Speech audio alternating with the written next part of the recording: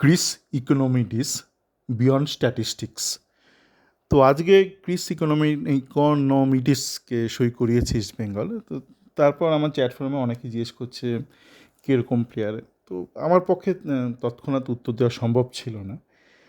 যেটা সম্ভব ছিল সেটা হচ্ছে যে ট্রান্সফার মার্কেটে তার রিসেন্ট প্রোফাইলটা দেখা। তো দেখে মোটামুটি ভালো পেডিগ্রি মনে হলো, কিন্তু বিশদে বলাটা সম্ভব ছিল না। সেই জন্য আমি বললাম আমাকে একটু দেখতে হবে, আমি তো আর ঈশ্বর নই। তো একটা এফসি ম্যাচের অনেকক্ষণই দেখলাম, প্রায় 60 মিনিট মতন দেখলাম খেলা। কয়েক মাস আগে একটা এফসি ম্যাচ, এএফসি চ্যাম্পিয়ন্স টুতে চাইনিজ ক্লাব বিরুদ্ধে একটা খেলা। তো সেটা দেখলাম, আর একটুখানি ওর কিছু ম্যাচের ভিডিও হাইলাইটসগুলো দেখছিলাম রিসেন্ট ম্যাচে।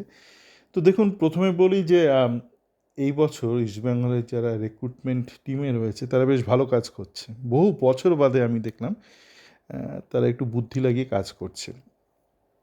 তো এই প্লেয়ারটি যেটা দেখলাম হিরক লিখেছে ভয়ঙ্কর প্লেয়ার সই করেছে, জানি না মানে, কিন্তু সেখানে লিখে 3-in-1 প্লেয়ার। হ্যাঁ, অনেকটা মানে 4-in-1 প্লেয়ারের মতন এই প্লেয়ারটি। এ ম্যাকাথারে খেলছিল, তার আগে মেলবোর্ন ভিক্টরিতে ছিল। এ লিগে টানা খেলছে, এ লিগে টায়ার ওয়ানে। এ কেরিয়ার শুরু করেছিল মানে জুনিয়র লেভেলে লাজিওতে, মানে ইটালিতে। আমি দেখেছি অস্ট্রেলিয়ান অনেকেই ইটালিতে যায় কেরিয়ারের শুরুতে, ওখানে ভালো গ্রুমিং হয় বোধ হয়। তো সে সেখানে শুরু করে তারপর সে এ লিগে চলে আসে। তো এ লিগে আপনারা যদি দেখে থাকেন ওর ট্রান্সফার মার্কেটে, ও মোটামুটি মাঝমাঠে সমস্ত পজিশানই খেলেছে, left wing, right wing, attacking মিডিও। এবং গত মরশুমের আগের মরশুম মানে 24-25-এ ও ম্যাকাথারের হয়ে বেশ কিছু ম্যাচ সেন্টার ফরওয়ার্ডেও খেলেছে। তো আমাদের হাবাস এমন একজন প্লেয়ারকে নিয়েছে যাকে ইউটিলিটি বলে ছোটো করবো না, ইউটিলিটি আমরা অনেকেই ব্যবহার করতাম আগে। ইউটিলিটি প্লেয়ার মনে হয় যেন সব জানতে গেঞ্জিওয়ালা, মানে গ্যাটিস দেওয়া, মানে সমস্ত কাজ করে দেয়, সেরকম না। এই যথেষ্ট ভার্সেটাইল, প্রত্যেকটা পজিশনে, যে অ্যাটাকিং মিডিও, লেফট উইং, রাইট উইং, প্রত্যেকটা পজিশনে যথেষ্ট ভার্সেটাইল। এবং এ কিন্তু মোটামুটি আপনার নাম্বার 9-এও খেলে দেবে। এবার নাম্বার 9-এ কনসিস্টেন্টলি খেলেনি এ লিগে। কেন খেলেনি সেটাও বলছি।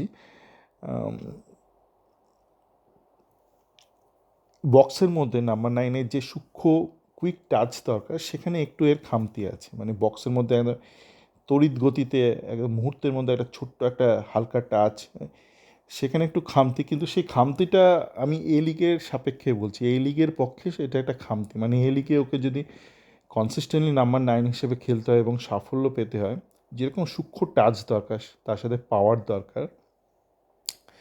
পাওয়ারটা আছে, টাচের একটু খামতি রয়েছে এ লিগের সাপেক্ষে, কিন্তু সেই খামতিটা কিন্তু প্রযোজ্য নয় আপনার আইএসএলের ক্ষেত্রে, কারণ আইএসএলের স্পিড অনেকটা কম।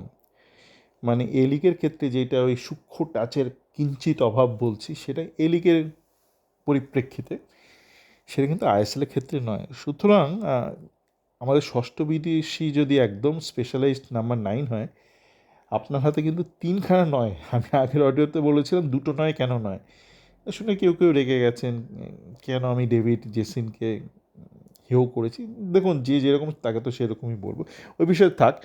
তো আমাদের কাছে কিন্তু 2.5খানা নয় হয়ে যাবে।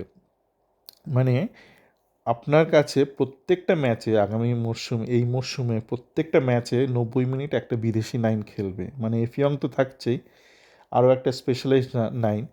এবার ধরুন একটা 9 চোট খেলো, আর একটা 9 খেলছে, সে 9 ধরুন 80 মিনিটের পর তাকে তুলে নিতে হবে, তখন কিন্তু এই ছেলেটাই ক্রিস, এ কিন্তু নাম্বার 9 হিসেবে খেলে দেবে, গোল টোলও করে দেবে। হ্যাঁ, সুতরাং ভারতীয় 9-এর আর প্রয়োজন নেই ইস্টবেঙ্গলের, কেন ইস্টবেঙ্গল বিদেশি নাম্বার 9-ই প্রায় 2.5খানা হয়ে গেল। এবার এই ছেলেটি ডান পায়ের প্লেয়ার, লেফট উইংয়ে যখন খেলে তখন ইনভার্টেড খেলে। ইনভার্টেড মানে ডান পায়ের প্লেয়ার বাঁদিকে উইং বরাবর দৌড়চ্ছে, নিচে নামছে, উপরে উঠছে, কিন্তু এ শিক্ষিত প্লেয়ার। মানে অনেক প্লেয়ার আছে ভারতীয় বিদেশি যারা শুধু মানে চোচো করে দৌড়ায়, কিন্তু সেরকম না। মানে আজকের আধুনিক যুগে যেরকম উইঙ্গারের খেলা কথা, কখনো কাটিং করবে, কখনো করবে না, কখনো বলটা হোল্ড করবে, কিন্তু সেরকম প্লেয়ার বোঝাই যাচ্ছে ইটালি থেকে ভালো শিক্ষাই পেয়েছে। আর আরও একটা বড় বিষয়, এ কিন্তু লেফট উইংয়ে খেললেও বাঁ পায়ে বেশ ভালো ক্রস করতে পারে।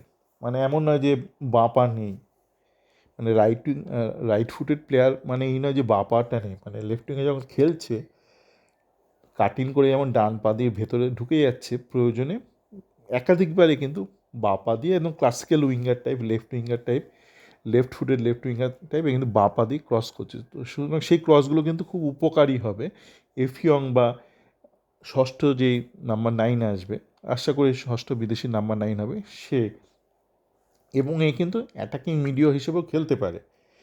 তো সুতরাং আপনার এই ড্যানি রামিরেজের ওয়ার্কলোড নিয়ে যেটা অনেকে চিন্তা করছিলেন, সেই চিন্তাটা আর দরকার নেই। মানে ড্যানি রামিরেজকে যে প্রত্যেকটা ম্যাচ 90 মিনিট খেলতে হবে তাও নয়। ইনফ্যাক্ট রাশিদ রাশিদ তো মোটামুটি আশা করছি এই মৌসুমে 8-এর রোলে খেলবে।